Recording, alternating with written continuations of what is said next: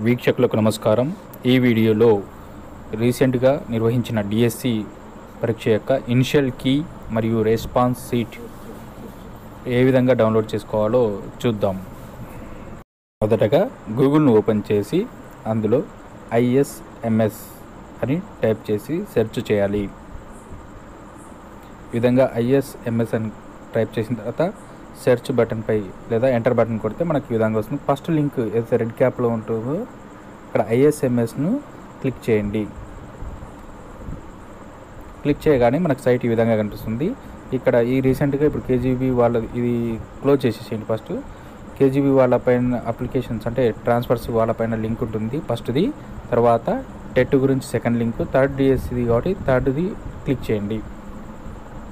Third DSC లింక్ని click చేయగానే మనకి ఈ విధంగా కనిపిస్తుంది. ఇందులో మనకు ఫస్ట్ 3 ఉండేటివి పాతవే, అంటే application print, payment status, download all ticket first పాతవి. ఇప్పుడు కొత్తగా మనకి ఇనిషియల్ కీ డౌన్లోడ్ చేసుకోవాలి కాబట్టి ఇది క్లిక్ చేయండి.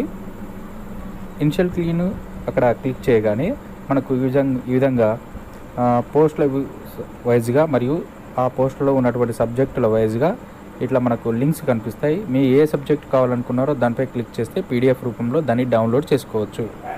తర్వాత రెస్పాన్స్ షీట్ కావాలంటే బ్యాక్ వచ్చేసి ఇక్కడ రెస్పాన్స్ షీట్ అని ఉంది కదా, దానిపై క్లిక్ చేయండి. ఇక్కడ రెస్పాన్స్ షీట్పై క్లిక్ చేస్తే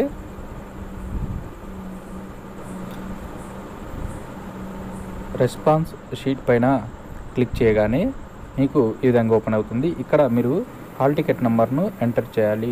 ఆల్రెడీ నేను ఉంది కాబట్టి ఆల్రెడీగా నాకు డిఫాల్ట్గా వచ్చేస్తుంది. తర్వాత ఇక డేట్ ఆఫ్ బర్త్ ఎంటర్ చేస్తున్నాను, నాదేది. ఈ విధంగా ఎంటర్ చేయగానే మనకు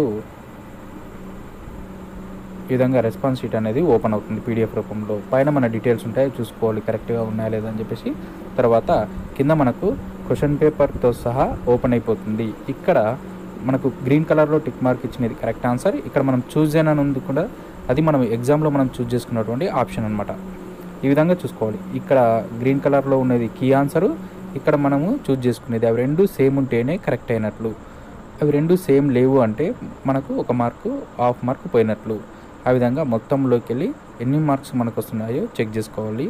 తర్వాత ఇక్కడ పైన మనకు ప్రింట్ అనే ఆప్షన్ గ్రీన్ కలర్లో కనిపిస్తుంది కదా, ఆ కార్నర్లో ఆ ప్రింట్ని క్లిక్ చేసి పీడిఎఫ్గా డౌన్లోడ్ చేసుకోవచ్చు. Thank you for watching.